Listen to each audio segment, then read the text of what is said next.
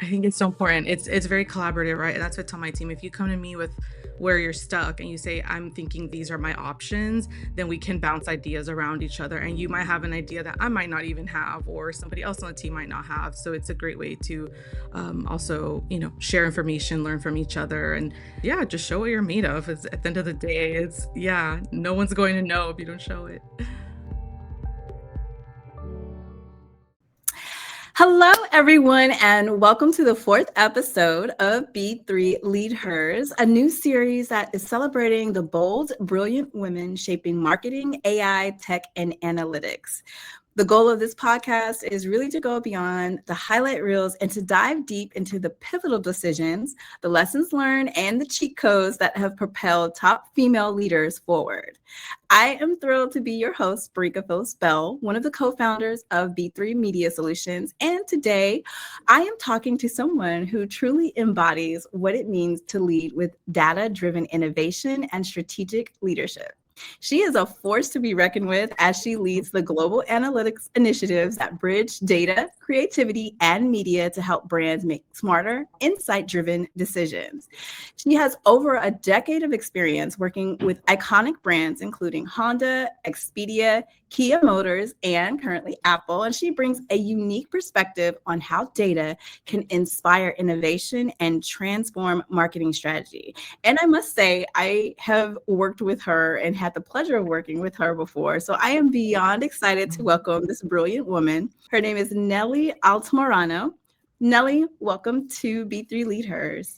Thank you for having me. I'm excited to be here and to see you again. It's been a minute. I know. I am so excited to see what you have grown and what you have transformed into. I remember working with you at 180 LA, and Yes. we just had just such a wonderful working relationship. And I have followed your career as you've gone and done Thank some you. amazing things. And I am so excited to just talk to you, find out kind of like some of the things that you've done and what you're up to right now. So what are you really interested in? What makes you excited right now?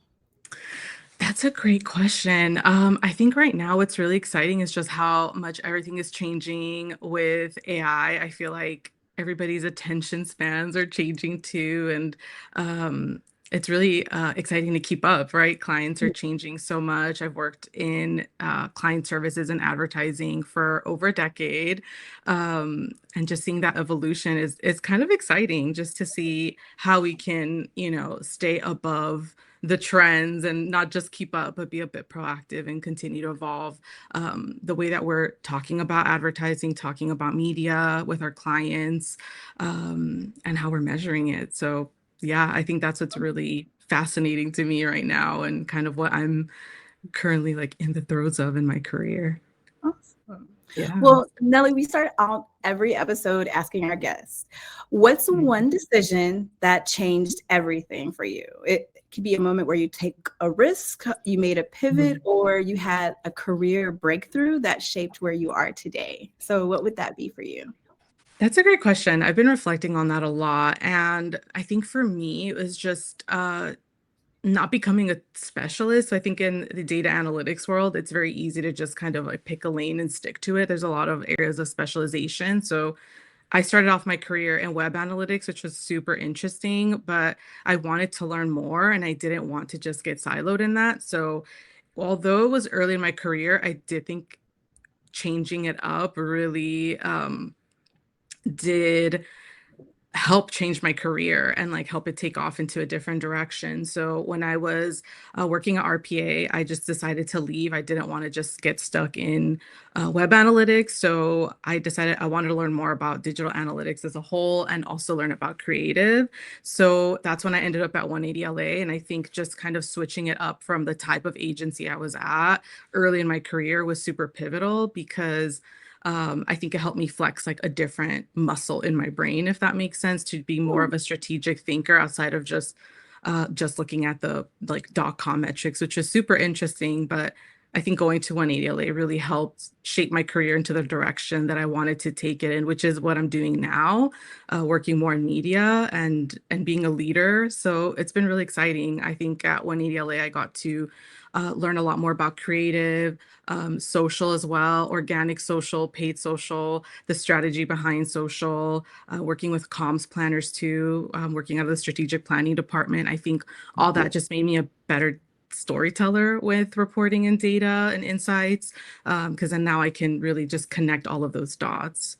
And then partnering with the media agency for Mitsubishi, I think that sparked my interest in media and got me to where I am now, which is at OMD, working on the media side of analytics. But it really still is a connection between media and creative. So yeah, I think just stepping outside of my comfort zone and trying something new was super, super pivotal uh, in my career.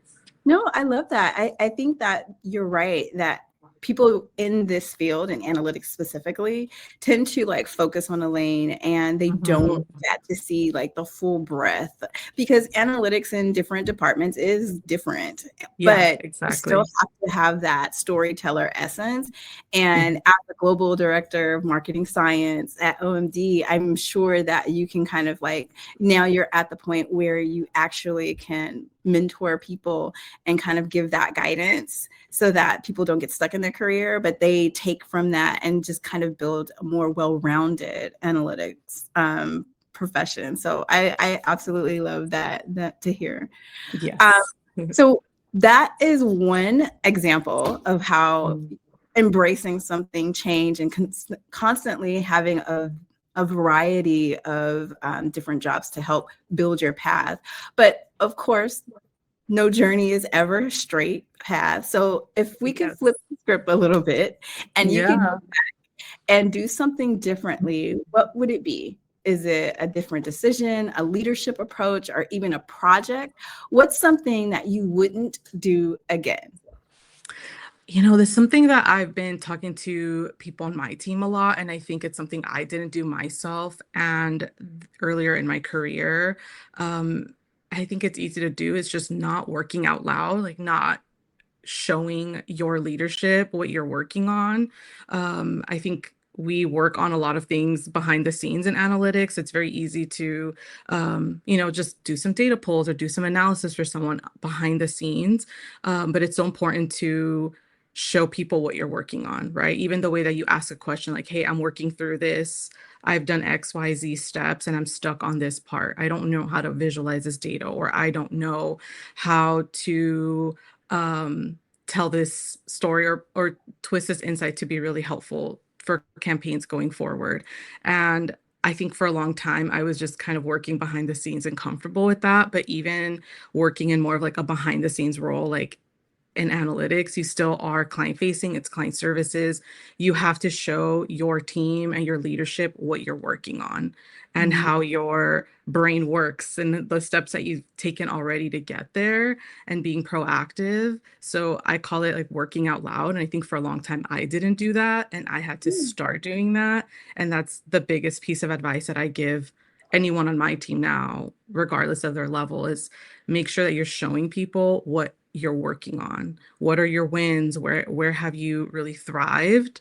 Not just telling what you're doing, but exemplifying how it's had an impact too, because sometimes people don't know. And I think as I move up in my career, I see just how busy everybody is and they don't have time to check in with every single person on a 30-person department. So you have to really bring your work to the forefront. No, I love that. And there's also a collaborative aspect of that because Yes, if I get exactly. stuck somewhere, like, and that's something that I feel like we do as like my team. That's something that I've always like liked is like we'll just kind of like sit and work through things and like ask Mhm. questions and like, what do you think? And what do you think? Like, I think there's so much beauty and value, particularly in being able to kind of like bounce things off of each other. And Yes. that's how we solve bigger problems is by doing that. I I think love it's so important. It's very collaborative, right? And that's what I tell my team. If you come to me with where you're stuck and you say, I'm thinking these are my options, then we can Mhm. bounce ideas around each other. And you might have an idea that I might not even have, or Cool. somebody else on the team might not have. So it's a great way to also, share information, learn from each other, and yeah, just show what you're made of. It's, at the end of the And make day, yeah, no one's and going to know if you don't show it. right, and you can make better decisions that way. So Exactly. I love that. So now we'll get into one of my favorite segments, and it's called the Lead Her Cheat Codes. And this is where you drop 3 actionable insights that other marketing, data, or tech professionals can take away right now and apply to their career. I like to think of these as shortcuts to success, and these are the strategies that have actually worked for you. If you could drop those 3 concrete cheat codes, what would they be? I think there's a couple that I have. I think for me, one that is more of like a personal, like productivity hack that has been working for me a lot is time blocking. I know it's really hard when you have 5 million meetings, especially on the agency side. I have so many client calls, internal calls, and they're all important.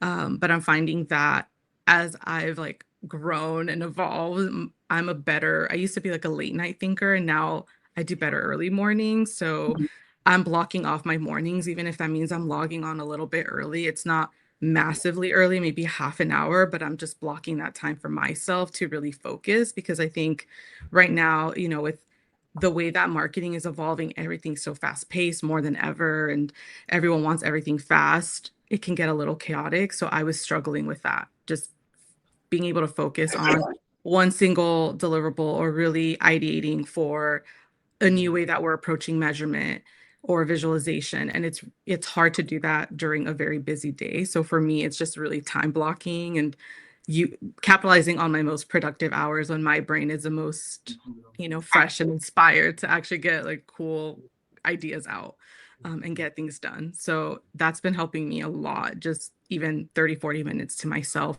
in peace and quiet. So it's something that I have to carve out so that I'm still giving my best self to my team with whatever they need with their deliverables and their projects. So that's a first one. It's Okay. okay to protect our time. I know it sounds simple, but it is hard when No, it you're is very hard. I get in a it. leadership position. So I think that's been helping me a lot. Another one I think is when we're crafting insights, I think it's so important to really keep in mind like the latest and greatest user behavior for every platform. And I think this is especially important. A lot of conversations that we have with clients around their creative and where it's performing best, from a media perspective, we always have to keep in mind the user behavior on every platform. And that often evolves too, as do their algorithms. I think keeping up to date with the latest changes to a platform's algorithms, what type of content, what are they measuring as a view? All of those things are super important to stay on top of, and bringing those to the forefront of insights. So, yes, this might not perform as well on, YouTube, but YouTube's prioritizing longer form content versus another platform like TikTok or Instagram. Even Instagram, like what type of content they're prioritizing, what type of video content is continuously evolving to, keep up in a very cutthroat social media industry, right? So I think all of that is important, just continuing to stay on top of those trends and keeping that context at the forefront of the insights, to help clients make data-driven decisions, but we still need that layer of the industry context. I think Yeah, that's super important, the user behavior of every platform.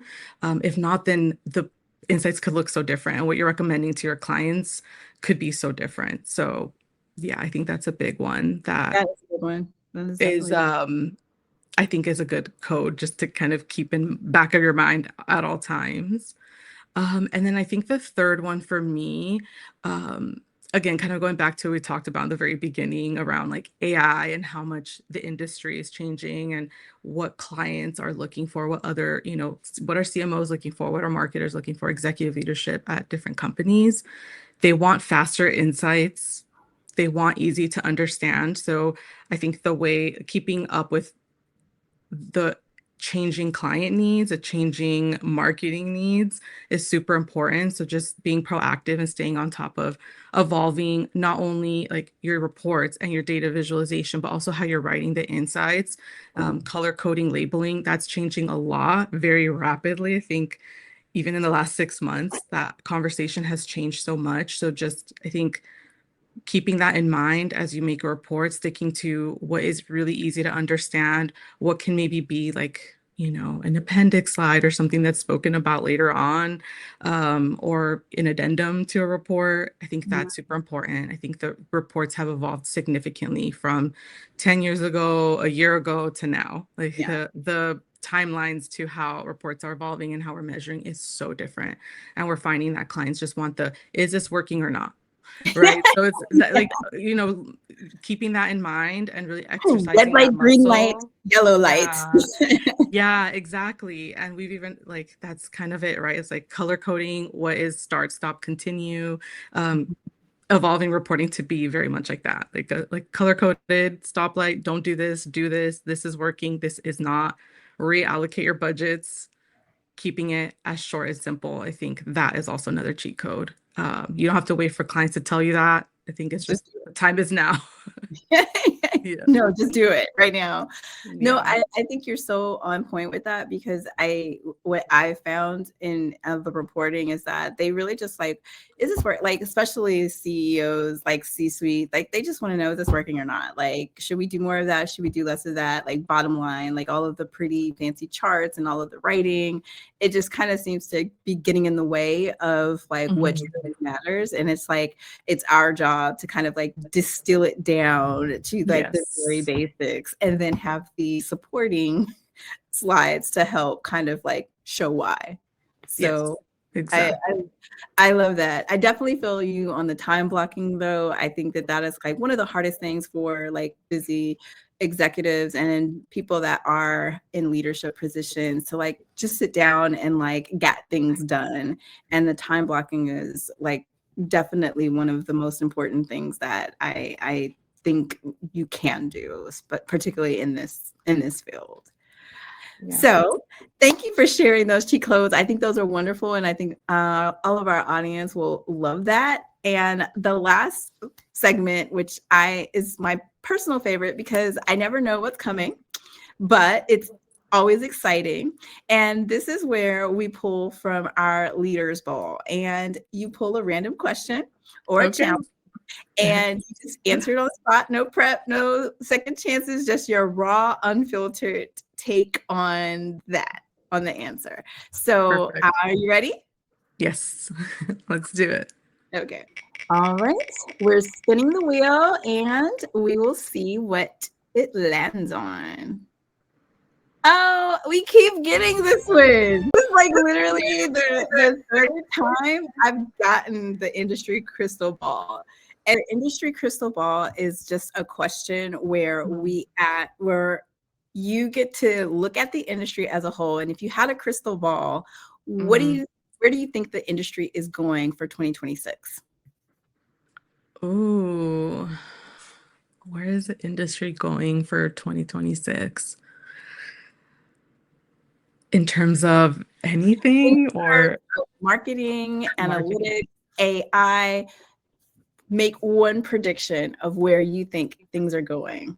I think AI is such a buzzword, but I think there's also starting to be this divide between I think what's going to continue to happen a lot is brands are either going to lean fully into like more of a human centric driven marketing strategy and have that be their messaging in their ads, or it's going to be full AI and brands are going to lean all the way into that. I think it's going Mm, to be this almost like divide. tension point between brands so people can either align with like they're leaning into AI, they're so ahead of the curve, that's amazing versus no, we like that brands are fully leaning kind of going back to their roots of telling more of like an emotive story with actual people in them, hiring folks that are doing their jobs. And so I think that's going to like that divide is going to continue and brands are going to take a stance one way or the other. I Yeah, think from a overall marketing strategy standpoint, that's what I would